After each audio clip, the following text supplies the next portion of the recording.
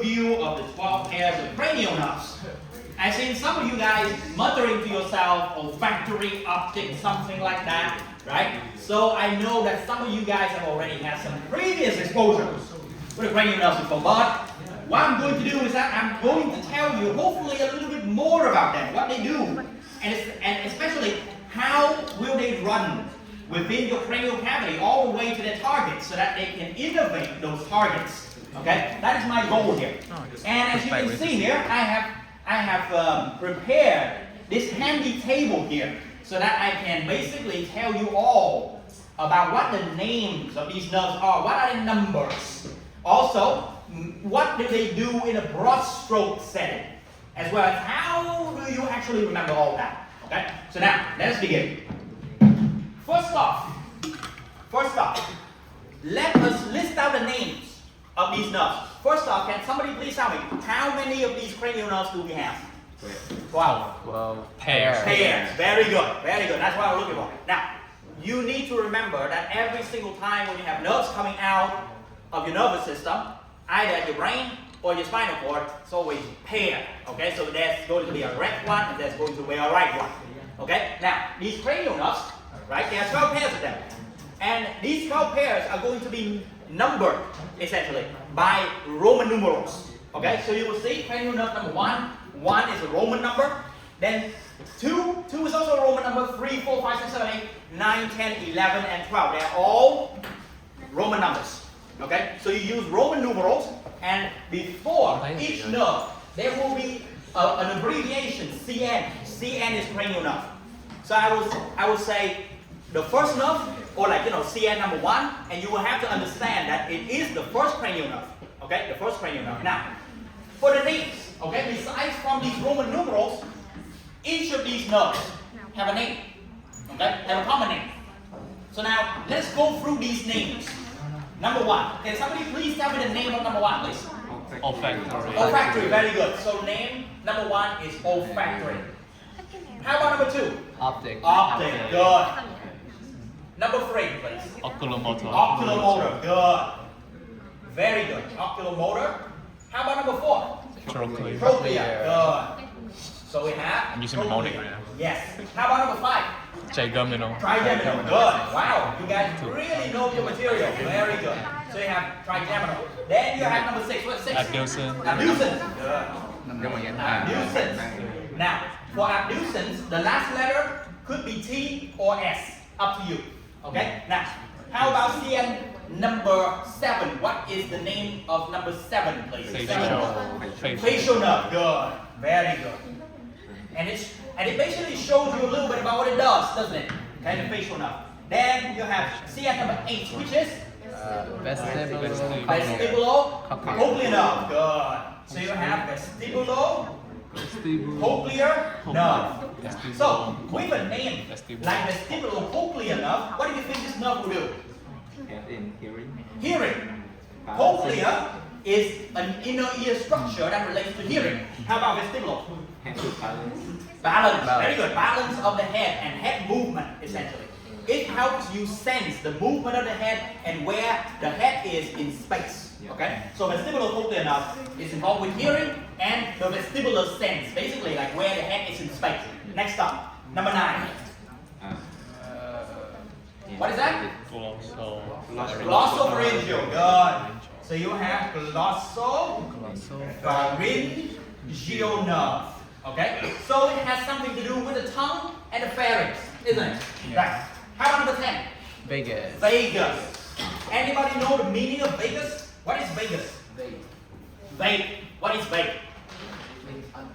Yes. So it goes around and then around and then around and then around without actually giving you a dang answer on what you're trying to find out.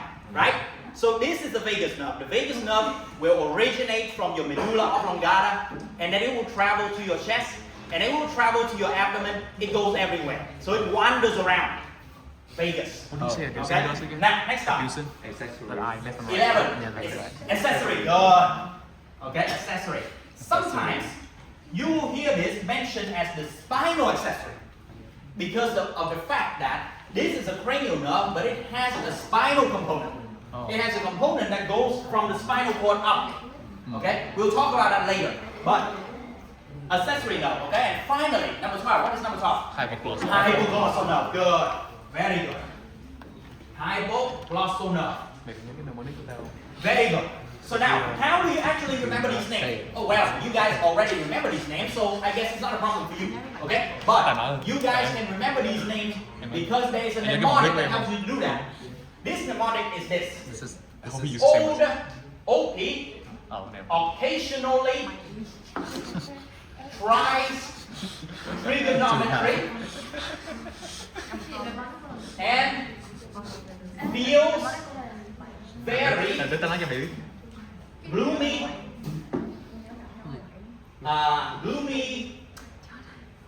vague, and hypoactive. So what does this mean? This one here essentially says, what happens here? Oh, I have a better mnemonic. Rated mnemonic, what is it? I have a better one. Yeah, go ahead, say it. You have to cut this out of the recording. To touch and feel virgin's girl, vagina, and hymen. Yeah. No. I mean, I'm trying to give you the PG-13 version, and here you are talking about the mature version. Okay, it's not PG-13 anymore, my friend. Okay, but this one is the PG-13 version. Okay, now you just ruin everybody's ears. You just basically make everybody with little nuclear nerve explode in pain. Right? But it's okay. So, you can go with him or me. It's your choice. Okay? I will not be offended either way. Just that you understand and know the name of these nerves. Okay? Now, occasional tries, trigonometry, and feels very gloomy, vague, and hyperactive. Essentially, is the first letter of every single one of these nerves. Okay? And now, what is their function? I have another mnemonic for function. Look, guys, look. The mnemonic for function is, some say marry money. But my brother says big brain matters more. Okay? What does that mean?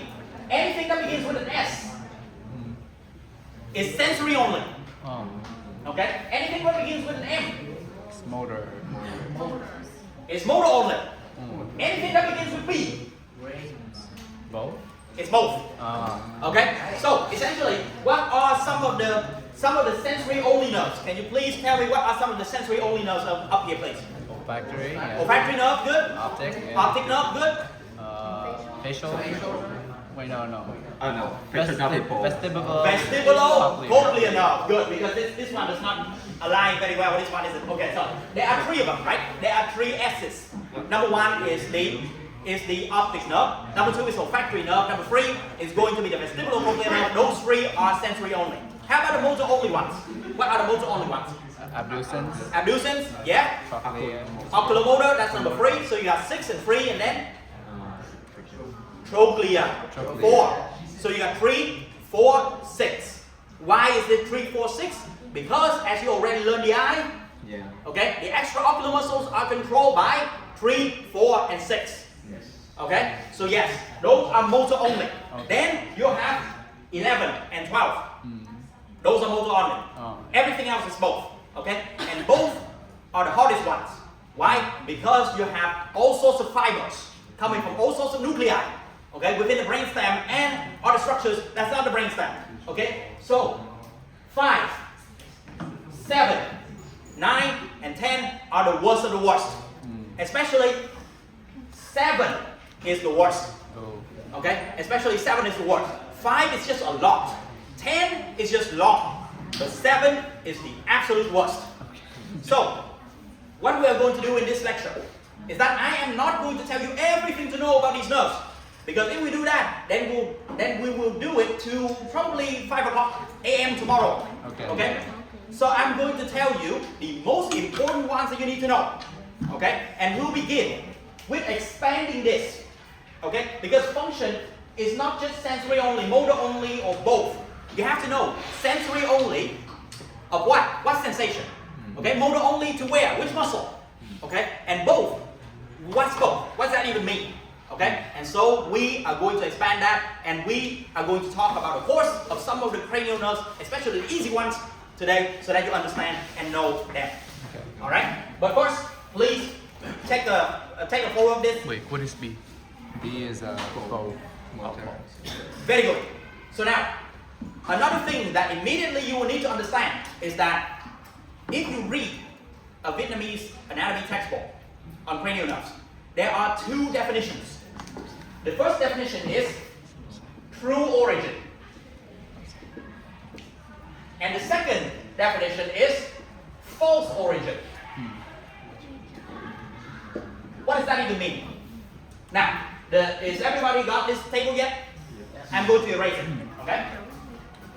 So,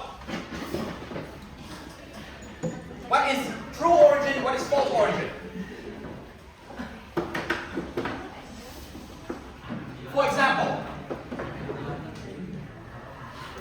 For example, this is midbrain, pons, medulla, spinal cord, right? Now, in the midbrain, there is a nucleus, and that nucleus is located at the level of the superior colliculus. That is the nucleus of cranial nerve number 3, oculomotor nerve. Then, the oculomotor nerve are going to go to the front, and then it will exit here from the brainstem. You see that? So, according to the definition that is given in the Vietnamese books, this nucleus is the true origin, and the place where cranial nerve number 3 exits from the brainstem is called the false origin. Okay, the false origin. Now, they will also say that because number 3 is motor, so its true origin is here, where the cell bodies are. Because the neuron looks like this. Cell body is in here, and then the axon goes out like that, right? So the cell body is in this nucleus. But things get a little bit more crazy when you say the sensory nerves. Like for example, 5 is both, right? But then it has a sensory component. How does that sensory component come to be? You got, first off, this huge ganglion right here that goes back to this cranial nerve number 5. After it goes on to this ganglion is called the trigeminal ganglion. And just call it trigang, okay? Now, it will immediately divide into 3 nerves. Okay? V1, V2, and V3. Now, guys, you need to note this very carefully. That for the sensory nerves, right? They contain sensory neurons. And sensory neurons doesn't look like this. It looks like that. Right? So, after it goes into the trigeminal ganglion, and it goes in here, there will be a nucleus. Actually, there will be 3 nucleus that it will go into. But the true origin of the sensory component, okay, of the trigeminal nerve in Vietnamese textbooks is going to be here. Not here, but here. Why? Because this is where the cell body is. And that is their logic. But I think that logic is flawed. Because especially when you have a nerve that has so many wires, so many fibers, like the 7th nerve, this becomes so hard for you to remember. So what we are going to say, what we're going to do, is you need to understand the concept of false origin versus true origin. You understand this, but you only need to study the false origin, where it comes out of the brainstem. Not like, these different things here. I will still mention the nuclei, but you will notice that not all the nuclei is the true origin in Vietnamese textbooks. Okay, I will still mention the nuclei here. Okay, and some I will say that you may need to know this. Okay, but the thing that you really need to know is the false origin, not the true one. Understand? Okay, let's begin. So let's start with the false origin of the cranial nerves.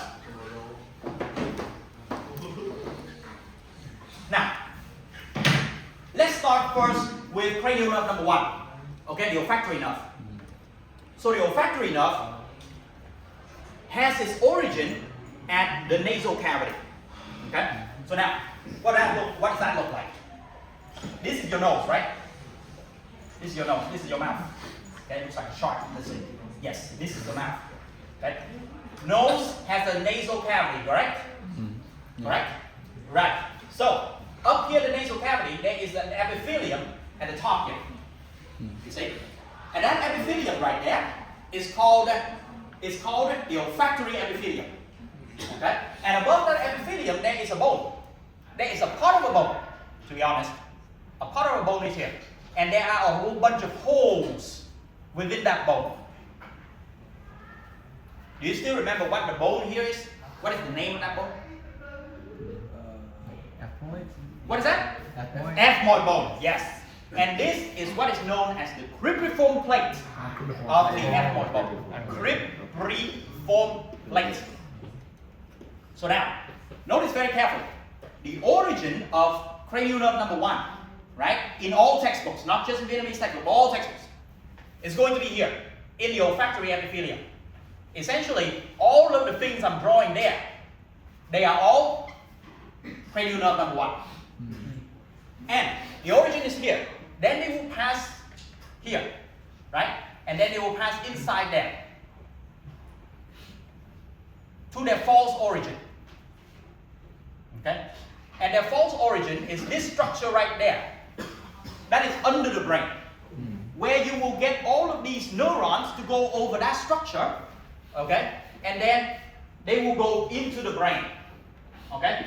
And the way that they go into the brain is that some of them will be going to the thalamus, but most of them will not. They will go directly to the part of the cerebrum that is inferior. This is the inferior temporal lobe.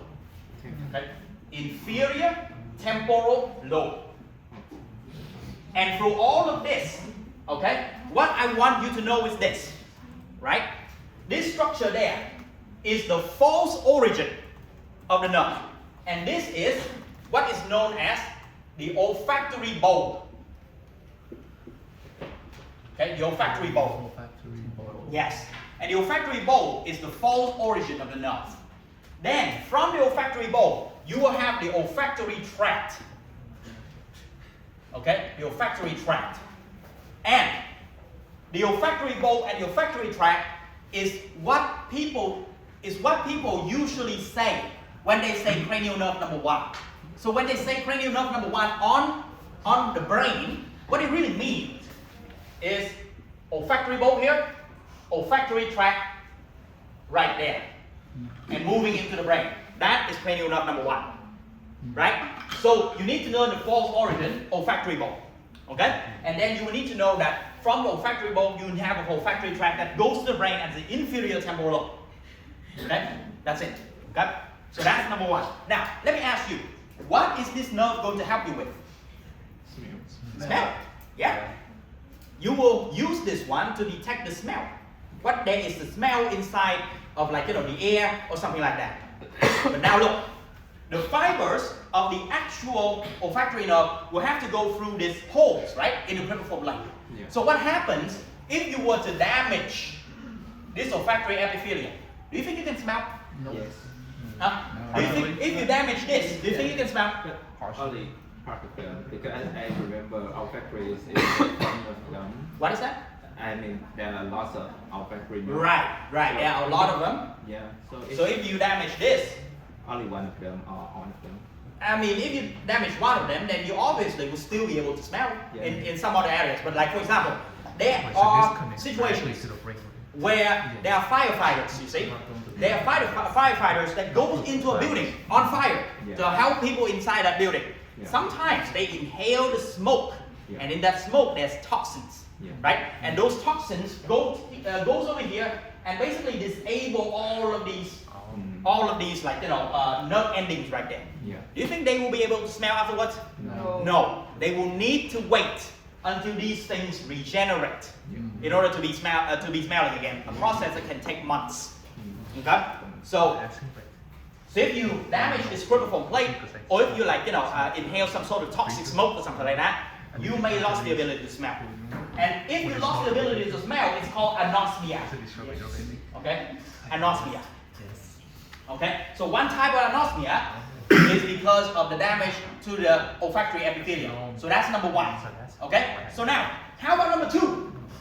What is the name of cranial nerve number two? Cranial nerve number 2 is what? Optic nerve. Yes, very good.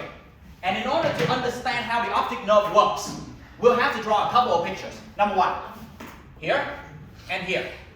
What are these things? Eyes. Eyes.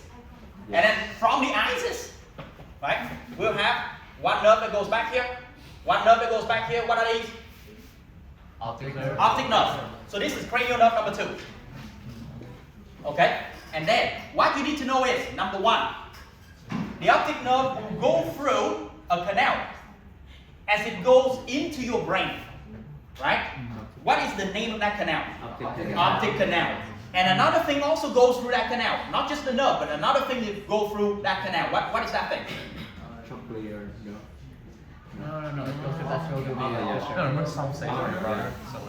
There is a branch of an artery that goes in here. What artery is that? Optic arteries. Ophthalmic artery. Ophthalmic artery. Yep. So you got ophthalmic artery, and cranial nerve number 2 will go through the optic canal.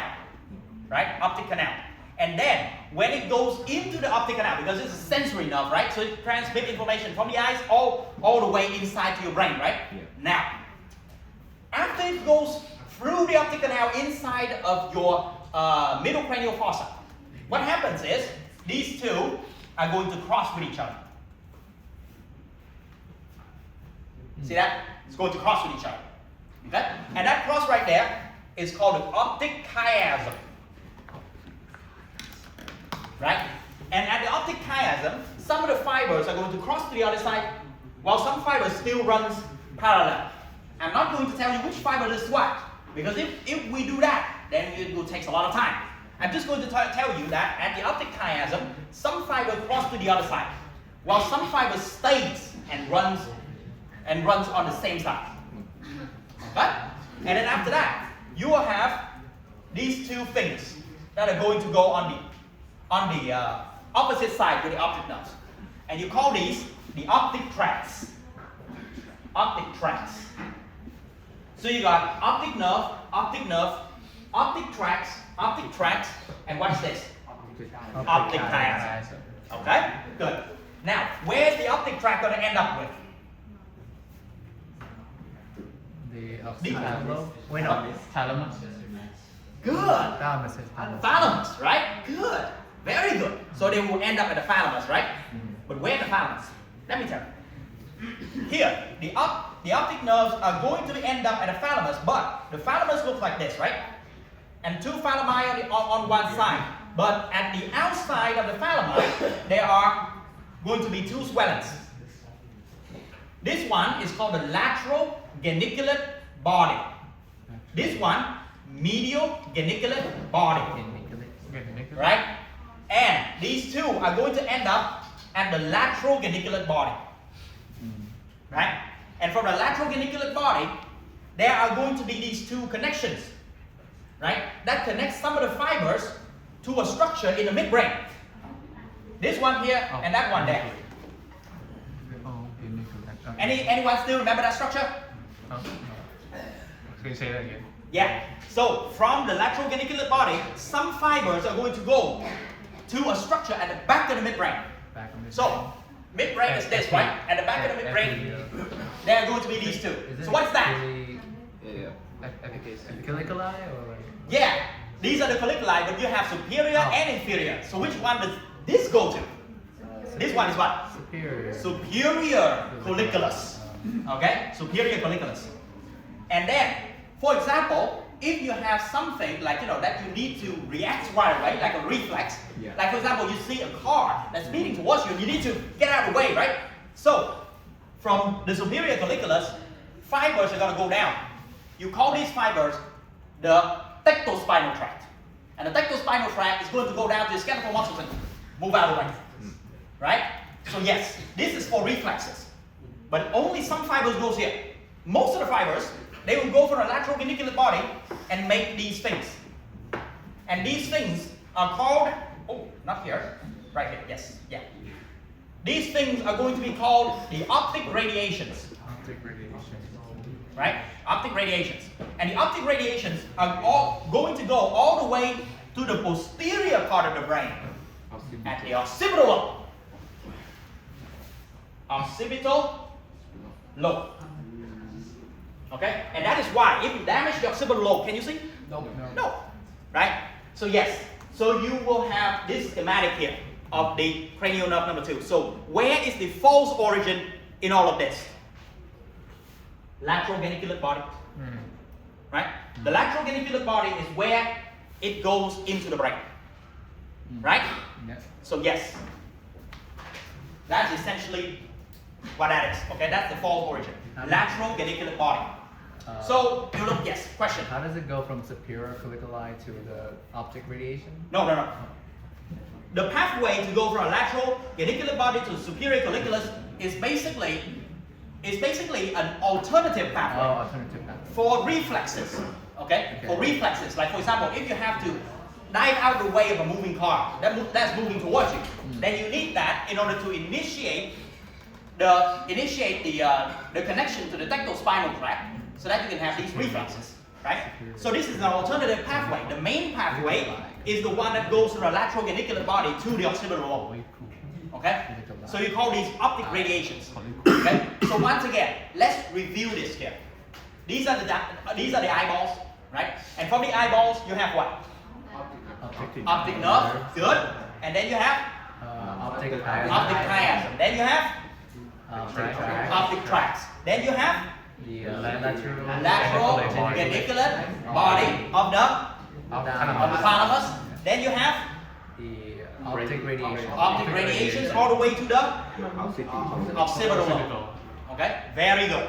Yes, that's true. Now, one last thing about the optic nerve that you need to know. Optic chiasm, this thing right here, lies very close to the pituitary gland.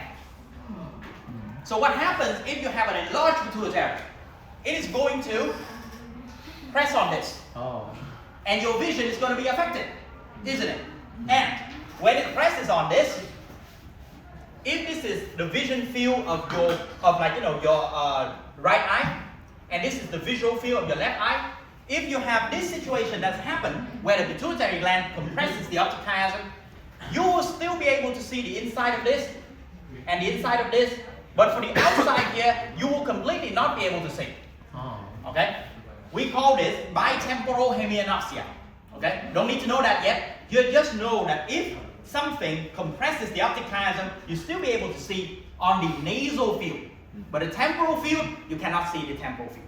Okay? So you'll be able to see in here, but not out. Okay? Yep. Right. And so, now, let us go to the next cranial nerves. And for the next cranial nerves, I would like you to learn them in series. Okay? And those cranial nerves are going to be 3, 4, and 6. Why I would like you to learn them in series? Can anybody please explain to me why I would like you to learn them in series? Yeah. Yes, because they all move the eyes, right? So now, let us go and think about that. First off, the false origins, right? We already said the false origin of the optic nerve is where? Optic nerve is going to go to the lateral geniculate body, right? So this is one optic tract, the other optic tract. This is the lateral geniculate body. That's going to be its false origin. Okay? Now, luckily for you, these two, number 1 and number 2, are the hardest in terms of false origin. The false origin of everything else is quite easy. They're all brainstem. Okay? Now, number 3. Number 3 is the oculomotor nerve, right? And the oculomotor nerve, their false origin is going to be here. One going out from here and one going out from here. These two are called what? Vesicle? Oh wait, no, not vesicle. These two are called what? Wait, oh my gosh. Brain and then what's that? It's a Cerebral, cerebral. peduncles. Oh. Remember? Oh, peduncle. Right? Peduncle. Cerebral peduncles. Peduncles. Right? Now, what is this fossa going to be? Interpeduncle. Yes, the interpeduncular fossa. So, the false origin of 3 is going to be at the medial side of the interpeduncular fossa. From there they go out. That's number 3. Okay, that's false origin of 3. How about 4? 4 is a special case. 4 is going to be originating from the back of the midbrain. One going to be from here, the other going to be from here. But they are going to go in the back, so use dashed lines. Okay? So 4 goes from the back to the front, like this. Right? So that's how 4 goes. It goes from the back to the front like this. You see that? So that's number 4. So the false origin of 4 is very special. The false origin of 4 actually begins at the back, the posterior side of the midbrain, at the level of the inferior colliculus. Then it will go to the back, then to the front. Okay? That's number 4. Do you still remember the false origin for number 6? Anybody still do that? Remember that? As we have already gone through the brainstem before? It's like what? The junction between the pons and the medulla oblongata. Excellent. What? This one I just here remember there's something. is called what? Ponto Ponto. medullary junction. Medullary junction. Right? Ponto medullary junction.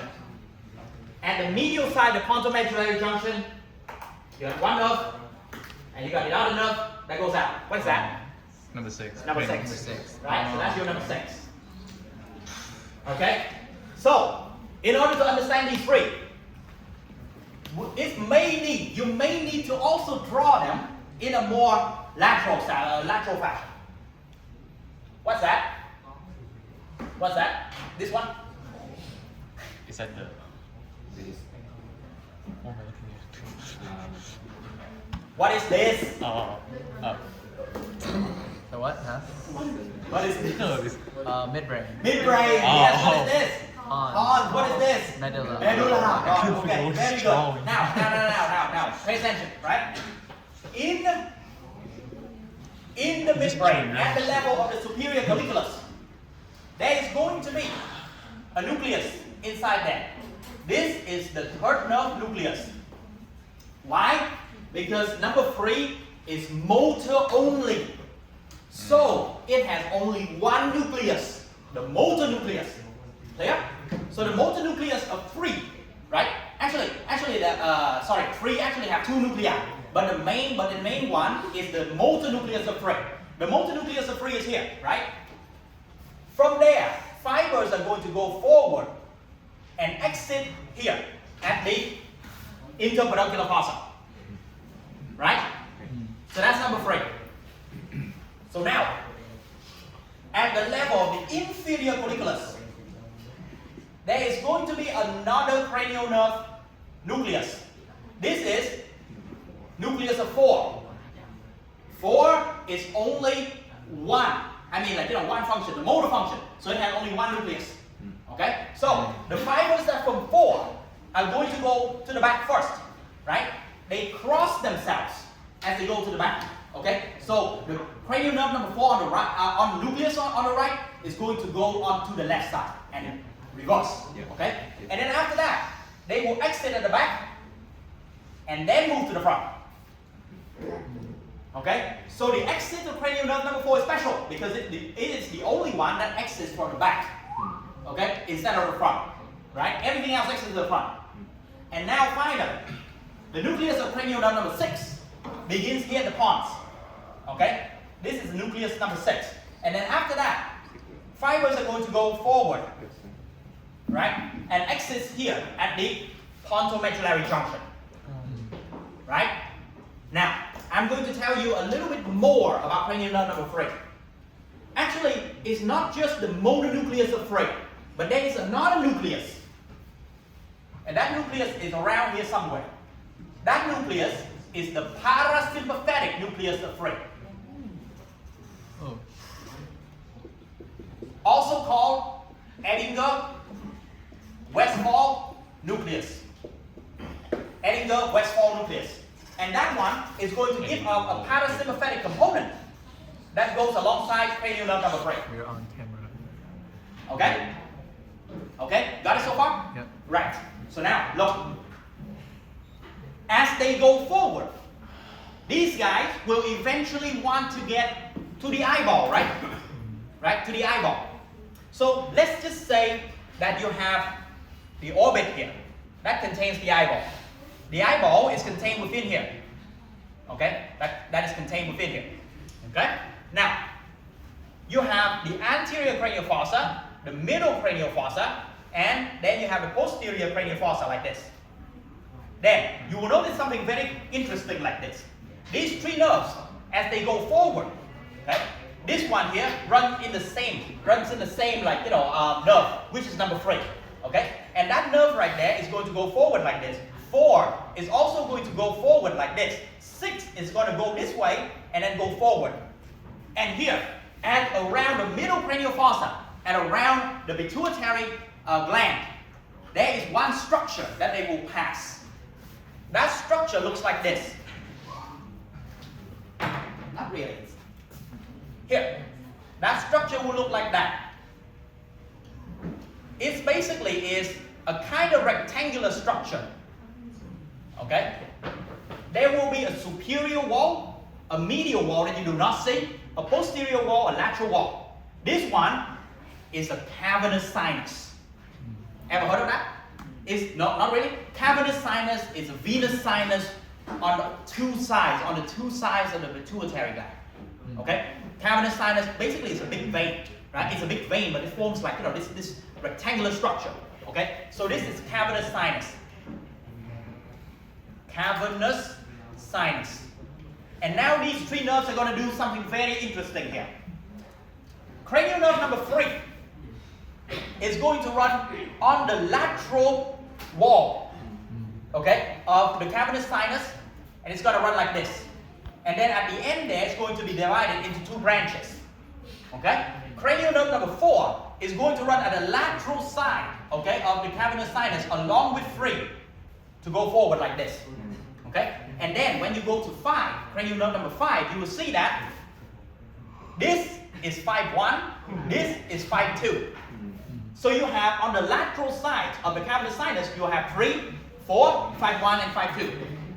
While cranial nerve number 6, it is going to go inside of the cavernous sinus. It runs inside the cavernous sinus. And it runs to the front like this. You see? So you got 3 is going to run on the lateral wall of the sinus. 4 also lateral wall. 6 runs in the sinus. And then after that, it will need to get to the eye, isn't it? So we need to pass somehow from here all the way in here. So now there is a hole here that it can pass through in order to get through. What is that hole called? Optic canal? Wait, no. Orbital fissure. Orbital fissure. Well, what is that? Orbital fissure. Orbital fissure is correct, but there are 2 of them, superior and inferior. This one goes through where? Superior. Superior orbital fissure. SOF. Okay? So, number 3 is going to run like that to get into the orbit. Okay? 4 is going to run like that. And 6 is going to run like that. Okay? So they pass through the superior orbital fissure in order to get into the orbit. Then what? These are going to go into the extraocular muscles. What are the extraocular muscles, guys? Extraocular muscles, what are they? The one that moves the eye. Yeah, one that moves the eye. How many of them are there? 4. 4? Wait, is it? 5. 5? 1, 2, 3, 4, and then like 2 trochlear, and No, but only inside. Guys, there are 4 recti muscles, then recti muscle. 2 oblique muscles, and one muscle to move the superior eyelid. Okay? So you have superior rectus, then inferior rectus, then medial rectus, then lateral rectus, and yeah, these rectus are muscle that go straight, okay, to the eye. And then you have two obliques, superior oblique, and then inferior oblique. And then there is another muscle that goes to the superior eyelid. Eyelid is also palpebra. So, levator, palpebrae, superioris. So now, we are going to have to know and understand 3, 4, and 6, which one goes to which one. Okay? I have a mnemonic for you to understand that and believe and know that. And the mnemonic is going to be LR6, SO4, R3. Okay? What the heck is this? Chemical. Lateral rectus 6, superior oblique 4. The rest is straight. Okay? So, which one goes to the superior rectus? 6. Superior rectus. 4. 3. Lateral rectus 6, superior oblique 4, the rest is straight. Lateral rectus. So, superior rectus is 3. 3, Inferior rectus is 3. Medial rectus is 3. Lateral rectus is 6. Yes. Oh, sorry. 6. Superior oblique is 4. Inferior oblique is 3. Yes, you're right. And then I do this and you lost confidence in yourself. You must not do that. Okay? Levator palpebrae superioris is 6. Oh, 3. 3. The rest is 3. We have already gone through 6 and 4, so everything else is 3. Oh. So now, let me ask you, what if cranial nerve number 3, okay, oculomotor nerve to your right eye is disrupted? What will happen? What will happen? You cannot move your eye. Well, I mean, you can still move your eye, Yeah, but but it's very- what can you do? you can look down. Can you move your eye inside like this to look at your finger here? No. Can you move this eye inside to look at your finger? No. No. So you cannot medially move the eye. Yeah. Okay? So, because why? Medial rectus is free. Okay?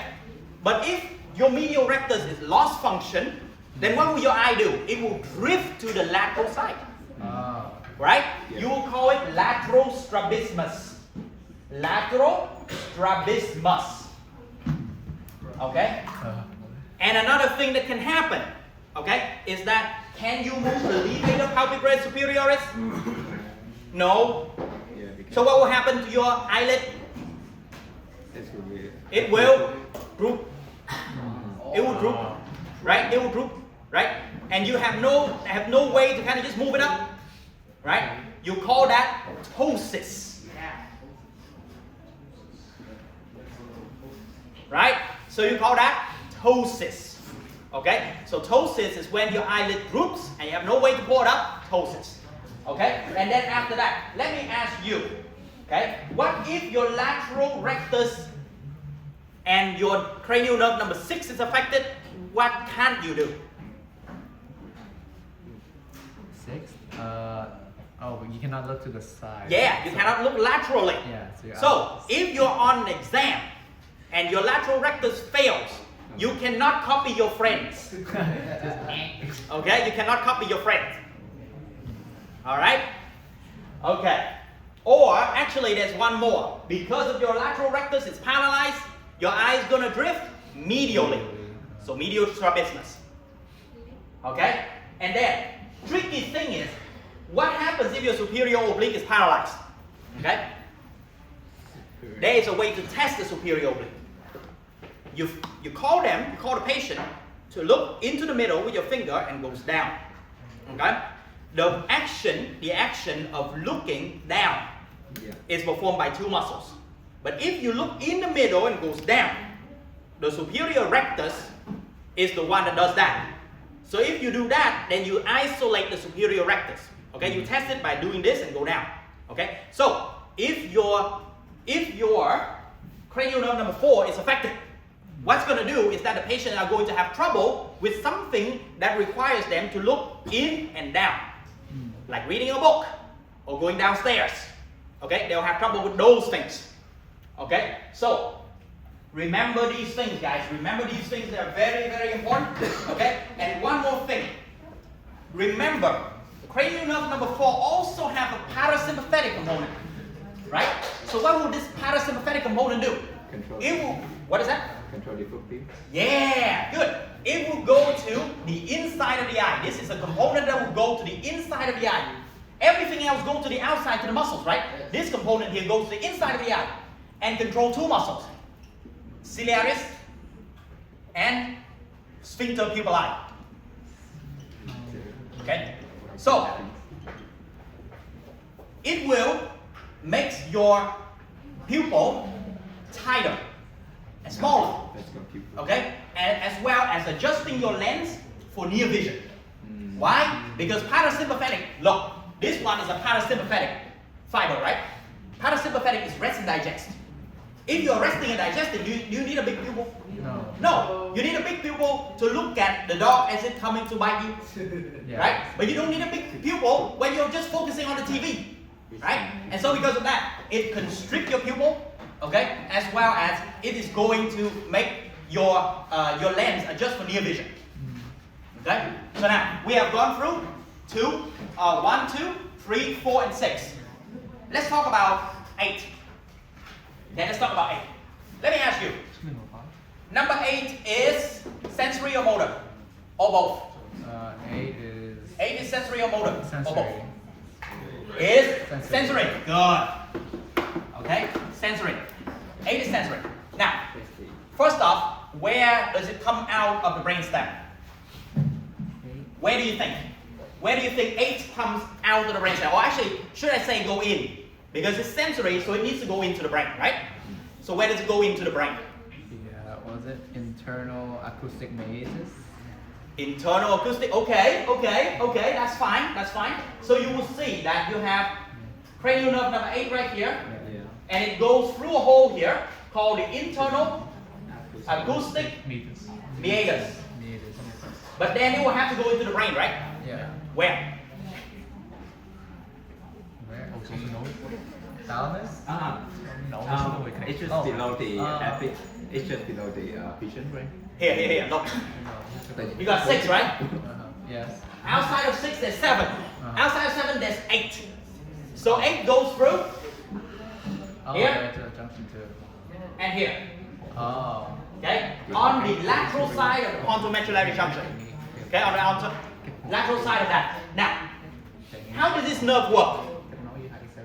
First off, you need to understand. Right? This is your head. If you look from above. Right? Then you have anterior cranial fossa, pituitary, middle cranial fossa, posterior cranial fossa with foramen magnum. Okay? Then you have, like for example, if this is your pontomedullary junction right here, right? If this is your pontomedullary junction, here is going to be internal acoustic meatus. What will happen? Here, from the ears, you have external ear, middle ear, and then you have the cochlea, right? The cochlea. And then you have the vestibular system with the semicircular canals here, right? So now, you got the same thing here, right? Same thing here. Right? I adapt this actually from, from the lectures of a lecturer that I really enjoy. Let me just go ahead and erase this a little bit. This looks like a superhero. How about that? Yes. It does look This like is the Ultraman. internal acoustic Yeah, meatus. that's awesome. So what is going to happen is that fibers that will form the cranial nerve number 8 will come from cochlea, right? It will come from different locations within the cochlea that senses sound, right? And it will form a nerve here, right? And also, it will come from the vestibule, where you sense motions of the hand. To form this nerve here. Now, look, this nerve right there that comes from the cochlea, You call it the cochlear nerve. And it brings, what kind of information does it bring? Sound. Sound, Yeah. right? Auditory information. And you have these things here that comes from the vestibular system. So you call it the vestibular nerve. What information does it bring? Balancing kind of. Balance of the head, right? And position of the head. Position. These two are going to join together to make vestibulocochlear nerve. Why? Cochlear, vestibular, these two join together, vestibulocochlear nerve. Okay. And then after that, this one is going to go through the internal acoustic meatus. And then it will go into the lateral portion of the pontomedullary junction. This and this. Okay? Right? And so, after that, these information are going to go inside of the brain, right? At the pontomedullary junction, and then it will go down to vestibular nuclei and cochlear nuclei. Here. Okay? You will see vestibular nuclei. There are 4 of them. Don't have to know that yet. You just need to know it will go to vestibular nuclei. Information from here will go to vestibular nuclei. And then you will have the cochlear nuclei also inside the pons and upper medulla, right? Where this information will be sent to, like, you know, the other parts of the brain. Like, for example, from here, it will be sent to the temporal lobe, the upper temporal lobe, so that you can process the auditory information, and somewhere else for the vestibular information. Yeah, but Okay? that's true. But essentially, that's number 8. Okay? Number 8 is simply this easy. Now, let me ask you. Going through the internal acoustic meatus, 8 is not the only one that goes through the internal acoustic meatus, right? What is another nerve that also goes through this internal acoustic meatus? The facial nerve. Yes, number 7. Okay? So the facial nerve, as well as its sensory branch, the nervus intermedius, the intermediate nerve, also go through the internal acoustic meatus. Okay? But this one goes in, facial nerve goes out, except for some fiber. Okay? So that's number 8. Finally, let's talk, actually not finally, we still have two more sections left to go. Let's talk about cranial nerve 11 and 12 first. Okay? Now, let me ask you, where does cranial nerve number 11 comes from? 11. Where does it come from? 11 is accessory. No? Yeah. Accessory nerve. Yeah, accessory nerve. Accessory nerve. Guys, Somewhere in the brainstem. that's true, okay, but which way? Like, you know, is it midbrain, pons, or medulla? Is it midbrain, pons, or medulla? It's actually medulla. Okay? For 9, 10, 11, and 12, they comes out from the medulla. Now, let me ask you, what are these two? Pyramids. Pyramids. Yeah. What are these two? Olives. Olives. Olives. Yeah, Between the pyramids and the olives, there's anterolateral sulcus, and then after or posterior to the olives, you have posterolateral sulcus, right? So now, number 11 is going to come out from here. At the inferior portion of the posterolateral sulcus, there are 2 components of that. One, coming from the medulla. You call this the cranial component. Or I can say it's cranial 11. But then, cranial nerve number 11 also is called spinal accessory nerve. So it has a spinal component that goes up. Okay? Collecting information from here, goes up. Through the foramen magnum, going up there, and join with the cranial component. So this is spinal 11. And then after that, cranial nerve number 11, which is basically 2 of them combined, is going to go down again. Right? To get out of the brain case. And when it goes down, it is going to go through this hole. What is that hole? What is that? Jugular foramen. Yes. And what else goes through this jugular foramen? What else goes through this jugular foramen? You have this one going through jugular foramen. Jugular foramen is a big hole. So what else goes through? Number 9. Number 10. Internal jugular vein. Okay? Not 12. 12 goes through a different one.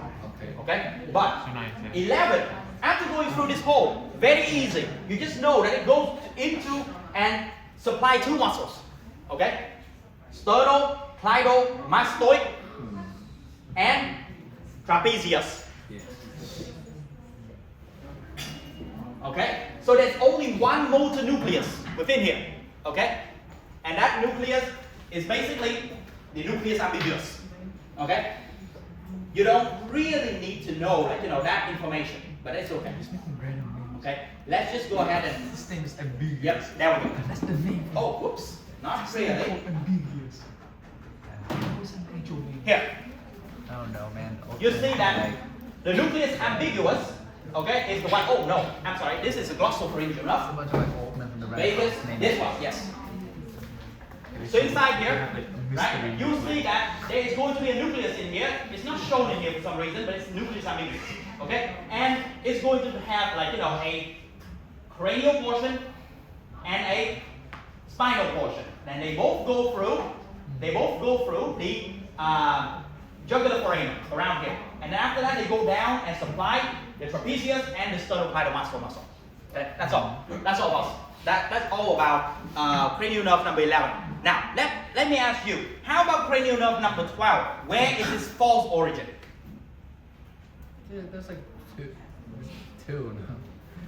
The false origin of cranial nerve number 12. This is an image of cranial nerve number 12. Okay? And it doesn't really show you the false origin, does it? It's actually here.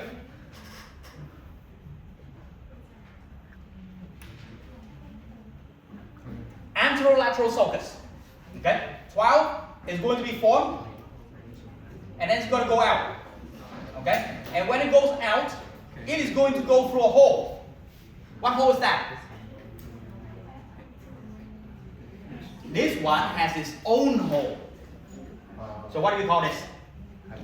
Hypoglossal canal. Good. Hypoglossal canal. Right? Hypoglossal canal. Okay? And so, hypoglossal canal, this one goes from, the anterolateral sulcus, from a nucleus inside here. That nucleus is cranial nerve number 12 nucleus, 12 motor nucleus.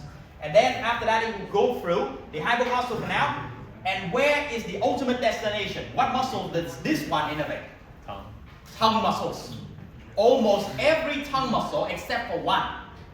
I will leave it up to you to find out what that one is controlled by the hypoglossal nerve. So tongue muscles. Okay? Tongue muscles. Except for one. Okay? So we're already going through what? 1, 2, 3, 4, 6, 8, right? 6, 8, and then 11 and 12. So now we go to the hardest ones. Okay? The four mixed nerves. Okay? And for those mixed nerves, I will tell you the false origin, I will show you the picture, I will explain you the picture, and that's it. Okay? I don't want you to be going very, very deep into that yet, because those are very hard. Study about them, you will need more time. So I'm going to show you very basics. Okay? First off, What a crazy picture. cranial nerve number 5. Okay? Trigeminal nerve. Trigeminal nerve is going to have a false origin here at the lateral surface of the pons, where there is going to be a sensory root here, and that sensory root is going to be enlarging, into trigeminal ganglion, because it's a sensory nerve. You see, so cell body is in here, Then you have it dividing into 3. This one is called V1, and then V2, and then V3. They also have their names. V1 is the ophthalmic nerve. V2 is the maxillary. V3 is mandibular. But then there is also a motor root that goes along with V3 and nothing else. So V3 is the mixed component. Everything else is sensory. V1 and V2 is sensory only. V3 is a mixed component. And what these 3 components of V3 looks like is going to be this.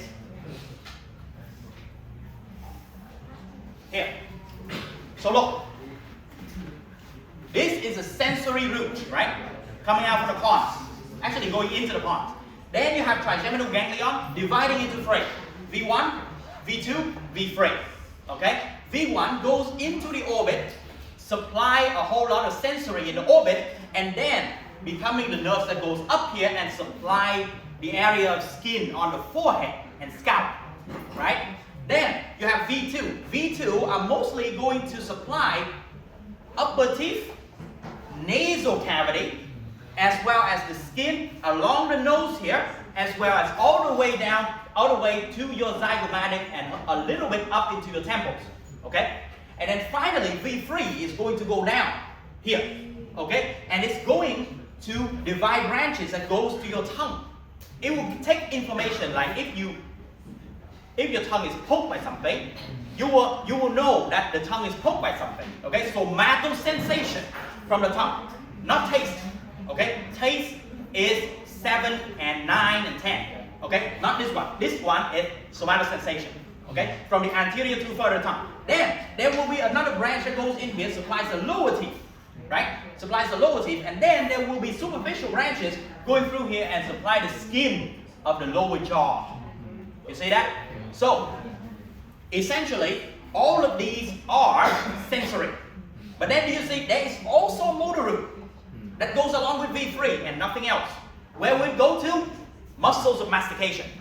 Okay? So you have masseter, temporalis. What? No, buccinator is a muscle of facial expression. Okay? It does this. Yeah. Right? But what I'm saying is muscle that allows you to do. Right? So you have masseter, temporalis, medial pterygoid, lateral pterygoids. And V3 also is going to innervate some other muscles before that. But I want you to know about the muscle of mastication first.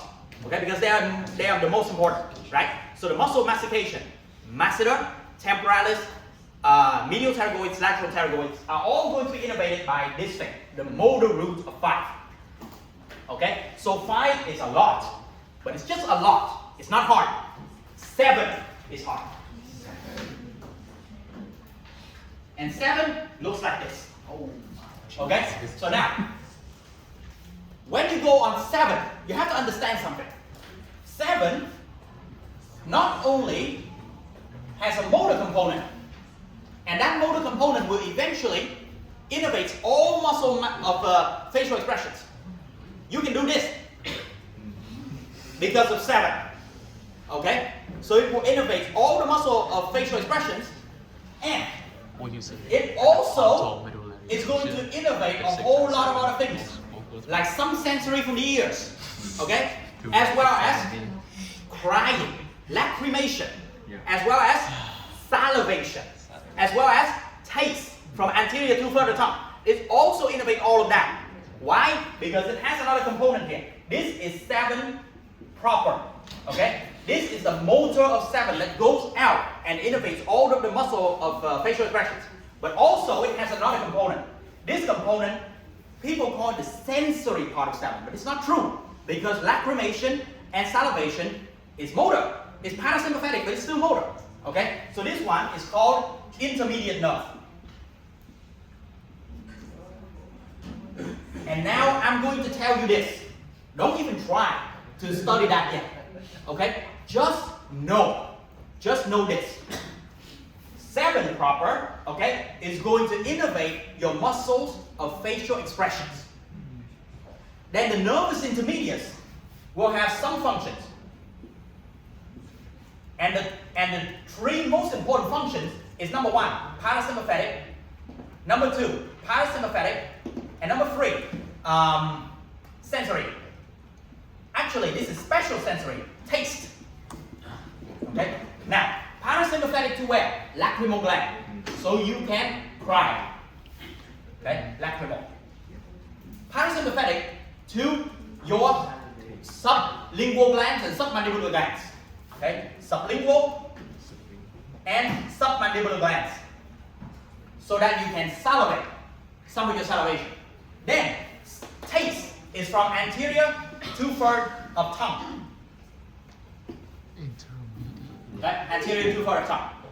After you have remembered this, okay, try to go into that if you can. Okay? Okay? If you can understand this, then try and go into that. But I warn you, it is actually very difficult. Okay? I think you can do this, but it will take time. Now, then finally you have 9 and 10. 9, look, you have the posterior lateral sulcus, right? This is 11. 9 is here, 10 is here. Okay? So 9 is here. This is number 9. And 10 is just below it. This is number 10. So now, just like number 7, I will not want you to kind of just learn everything about 9 and 10. What I just want you to learn is its main functions. Okay? So number 9, what is going to be done by number 9? First off, it is going to give a branch there for motor. Right? There is one in a motor nucleus ambiguous.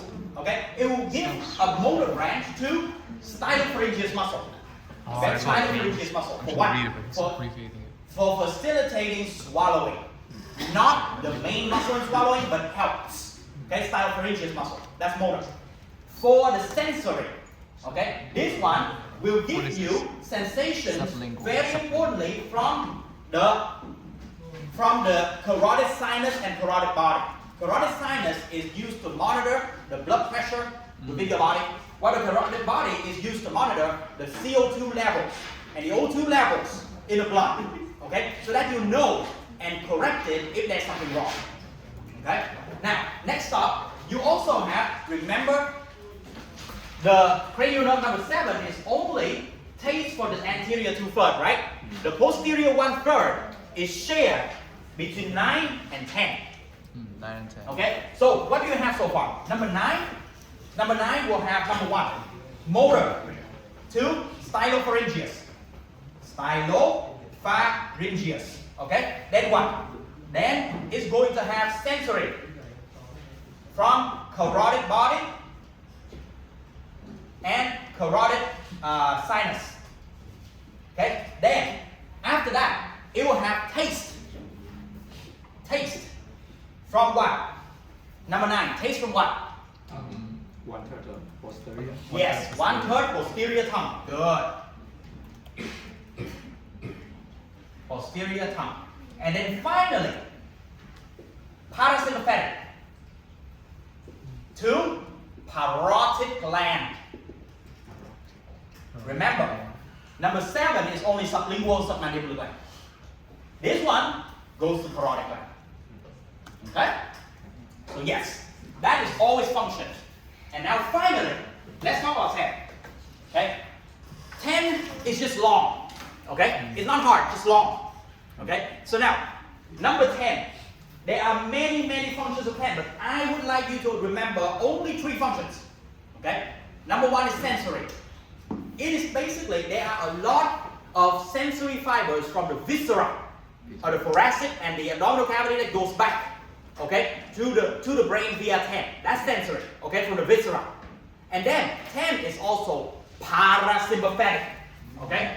10, this one, oh sorry, this is number 9, right? So this one should be this. Number 10, number 1 is sensory. Sensory is small. It's just basically some sensory from the viscera. Now, very importantly, parasympathetic.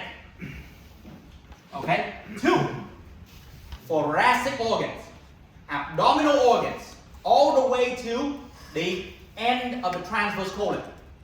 Okay? That's all parasympathetic. Okay? So this, number 10, is the major parasympathetic nerve within the whole body. And then finally, motor. The motor of 10 is going to be primarily for the pharynx and larynx, especially the larynx. Why? Because it allows you to talk. Okay? Do you still remember the retropharyngeal nerve? The recurrent laryngeal nerve. Still remember that? Guys, look. This is the right vagus nerve. This is the left vagus nerve. Going down here and form esophageal plexus. Going down here and form the anterior and posterior vagal drums, right?